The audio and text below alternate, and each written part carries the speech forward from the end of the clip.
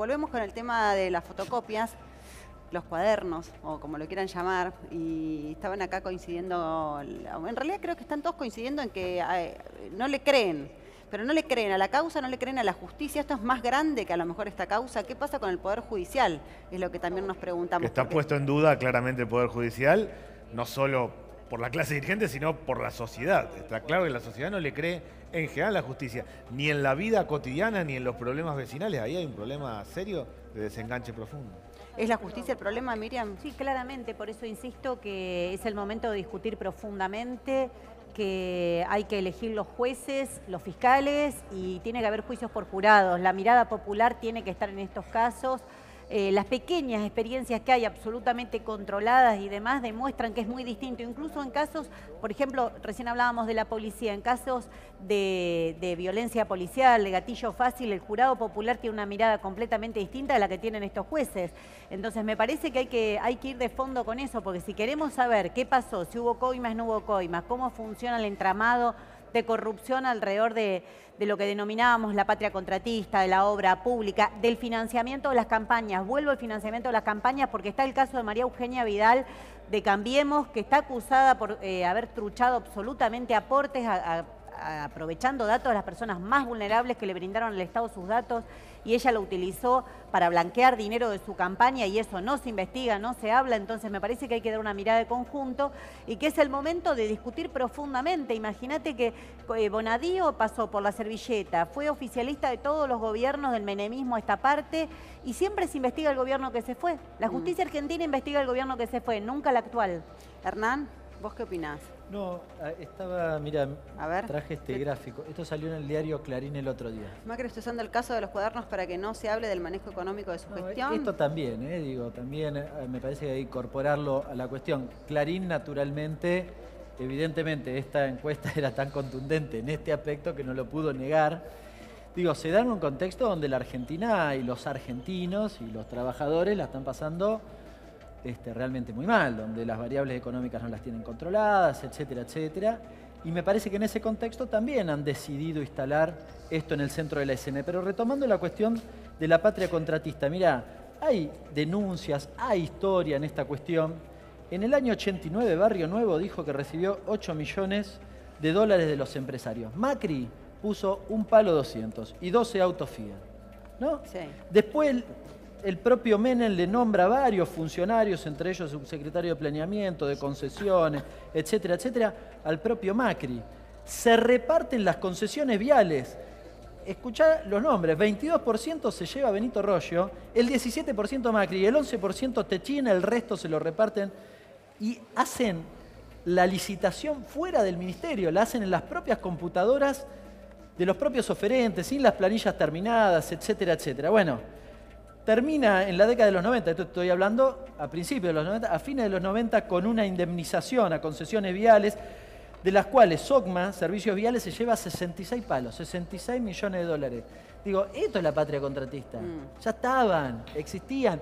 Y estos tipos tienen más poder incluso que cualquier gobierno. Y se lo han repartido de la dictadura para acá, coincido con Miriam, de la dictadura para acá, toda la obra pública. Y es más, creo realmente que detrás hay una discusión de quién se queda con la obra pública en el futuro, que es una cuestión que nos está discutiendo naturalmente, pero estamos en el medio Le quiero dar la bienvenida a Guillermo, ¿qué tal? ¿Cómo te va? Buenas tardes. Bueno, estabas muy atento ahí. Sí, creo que el camino de los cuadernos se está investigando para un solo lado. Evidentemente ha habido durante el kirchnerismo grandes negocios con la patria contratista, pero la propia familia Macri está involucrada. Entonces esto de que Calcaterra declara y se va a la casa, y los otros, ¿no? Que son parte de la cartelización de la patria contratista, Hablábamos que han hecho negocios parece que la vara no con es la todos misma. los gobiernos. A Luis le gusta hacer una pregunta. Siempre. La de la justicia. La de la justicia. ¿Quién cree en la justicia? Sí, pero se me ocurre escuchando que esto es como cuando alguien saca un tema en la mesa familiar el domingo que nunca sabe cómo termina. ¿Lo comparten esto? Con esta investigación. ¿Saben qué pasa? Denuncia? Vidal, por ejemplo, hace 2 años metió la emergencia en infraestructura, que se dijo que era para facilitar, arreglar, entre otras cosas, las escuelas, los hospitales de la provincia de Buenos Aires. De verdad lo que se hizo es quitar los controles y los tiempos de licitación para poder hacer negocios con los miembros de la patria contratista que ella quiso hacer, que por ahí eran distintos a los del gobierno anterior. Bueno, está el caso de Mateo Nicholson, que tiene mucho que ver con una cosa que presentamos estas semanas del Frente de Izquierda, que es el pedido de juicio político a María Eugenia Vidal por los hechos de Moreno. Porque el encargado de arreglar las escuelas de la provincia de Buenos Aires, Mateo Nicholson, surgió un audio, se estaba haciendo una sobrefacturación por 24 millones de pesos, solo en un expediente con 79 cocinas. No sabemos cuánta plata más que tenía que llegar a las escuelas se han robado. Único detenido el no se gasista. habla. Único detenido hasta ahora es el gasista, tendrá su responsabilidad. No, te doy una primicia. Bueno, detenido sí, pero han procesado a Sebastián Nasif, que era el interventor del Consejo Escolar sí. de Moreno, nombrado por María Eugenia Vidal y por Sanchezini, lo cual tiene mucho que ver con nuestro planteo de juicio político, porque la carta que, por ejemplo, saca Vidal dice que no tiene responsabilidad sobre los arreglos que no se hicieron y llevaron a la explosión en Moreno, porque lo tendría que haber hecho el Consejo Escolar. Pero el Consejo Escolar estaba funcionando con un interventor que ella nombró hace 10 meses. Y te agrego más, ella mandó a disolver dependencias como la UEP, que es la Unidad Ejecutora Provincial, más de 300 empleados, arquitectos, ingenieros, que justamente tenían que arreglar escuelas. En este caso, el ajuste y la corrupción también han llevado a las muertes de Sandra y Rubén. Haciendo un poco de futurología, ¿no? ¿Cómo se imaginan que puede terminar esta causa? ¿Se imaginan qué? No, me parece que es muy difícil saberlo y también por lo que te decía antes de que tiene un contexto regional, que acá evidentemente está en la mano de la Embajada de Estados Unidos tratando de, como dijo alguno de ellos, limpiar el mercado para que sus empresas puedan entrar. Es evidente que acá hay empresas que van a quedar afuera. Bueno, el caso de Rolleo, que creo que alguno de ustedes lo mencionaba, ahora está la licitación del subte de nuevo, es probable, acá está el compañero trabajador del subte, es probable que quede afuera él, pero hay que ver si ahí no está también la mano del gobierno dentro de eso. Pero Miriam, ¿no considera que esta versión, más que regional, tiene mucho de local? Porque la de Brasil puede uno coincidir o no, pero tuvo pruebas muy contundentes. No sé, lo de las pruebas o no, que hay corrupción en la gestión del Estado capitalista, eso coincidimos todos, hasta los que defienden al gobierno anterior, eso ya no lo niega nadie. Pero me parece que de conjunto es evidente que el gran motivo de intervención en la política de estos países del Cono Sur en los últimos años de Estados Unidos es a través de hablar de la corrupción y demás. No porque Estados Unidos tenga las manos limpias, sino porque quiere intervenir para favorecer a sus empresas. Entonces, saber cómo va a terminar es muy difícil por este contexto.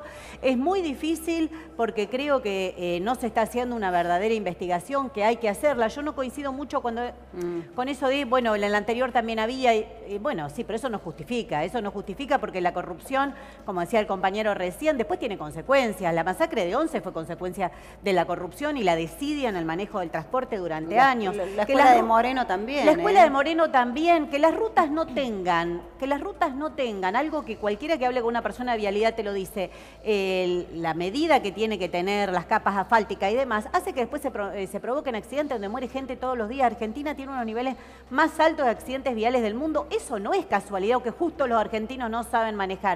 Entonces me parece que hay que pensar en cada uno de los casos concretos las consecuencias que tienen esto y no banalizarlo, porque si no se puede banalizar una especie de somos todos. Mira, en Odebrecht, en la causa de Brasil, declararon que pusieron plata para todas las campañas de la Argentina, menos para la del Frente de Izquierda, y es nuestro orgullo.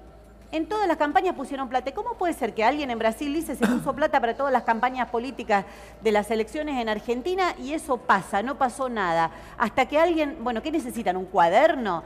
Me parece que hay que discutir el tema más de fondo y eso no niega todo lo que dije antes. Me parece que esta investigación está absolutamente manipulada, que Bonadío asumió por la servilleta y que siguió con todos los gobiernos posteriores negociando y canjean las causas. Hay libros escritos de cómo los jueces federales se quedan con una causa para agarrar a tal o cual funcionario y después eso se canjea por beneficio. Lo que está pasando en la justicia es escandaloso. O sea, la justicia vos decís que es extorsiva directamente. Mira, tener una persona detenida y preguntarle si se arrepiente una vez que está en la cárcel es un método extorsivo de por sí. No le podemos decir, perdón, no le podemos decir justicia, le tendríamos que decir, bueno, llamémoslo Poder Judicial, porque justicia es otra cosa. Poder Judicial. ¿El Poder Judicial es extorsivo? Sí, pero uno no puede quejarse cuando cae en desgracia. Yo siempre cuestioné la figura de la asociación ilícita. ¿Por qué? Porque es una figura que se inventó para perseguir. Está inventada, se inventó en el contexto histórico de persecución de los comunistas y los anarquistas a principios de siglo.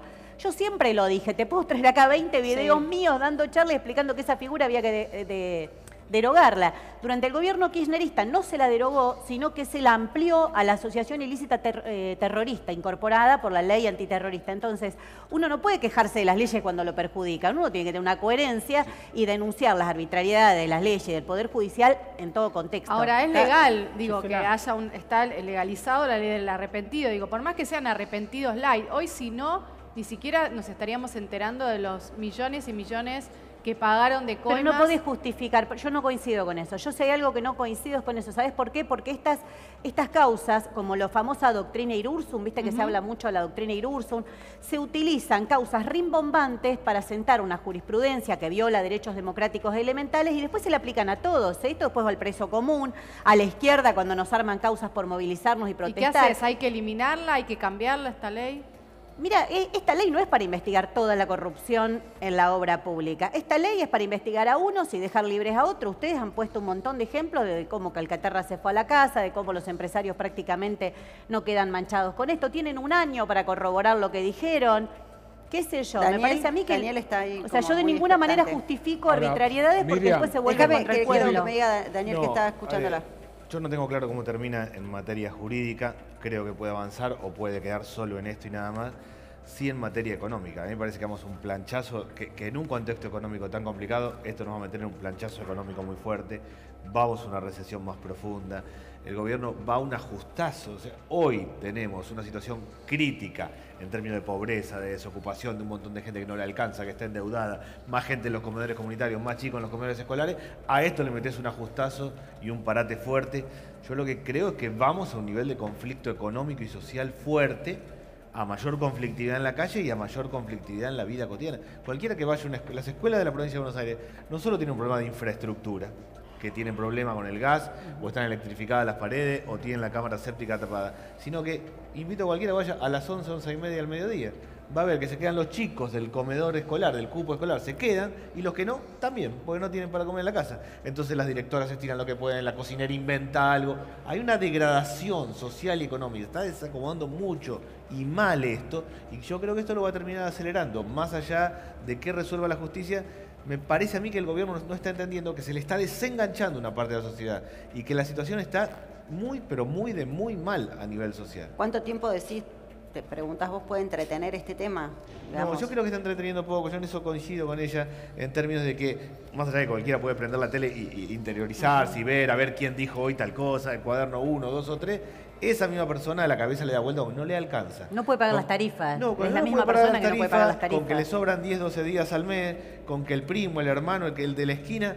Hoy lo que se rompió es el capital social. Está mal alguien en un barrio, están todos mal. Entonces no es que yo pudiera pedirle a ella a alguien, porque nadie tiene. Bueno, todo ayer hablábamos, y lo sumo a Hernán también, bueno, y ahí también quiero sumarte, pero hablábamos de que la gente lo que le pasa es no llega hasta el 15 y después está sobreendeudada. Exactamente. Entonces esa es la situación. Al 150%. Te agrego, sí, con un dato. Muchas veces el que se endeuda, como dice Daniel, se endeuda o para pagar los servicios o para compensar parte de la pérdida de poder adquisitivo de las cosas que compraba antes y ahora no le alcanza. Claro. Ahora, muchas veces te endeudas o se endeudan con la tarjeta esta rápido, fácil, qué sé yo. El gobierno, en ese contexto, renovó los programas Argenta. La tasa de interés del 24% la llevó al 40%. Para un beneficiario de asignación universal por hijo que le da 6.000 pesos, se lo presta el 40%. No. Es una locura. Vamos a hacer un punto, y justamente hablando de esta situación social y económica, estamos trabajando en vivo y en directo en el barrio de Caballito. Ahí está Fernando Moreno trabajando. Fernando, vamos a tomar contacto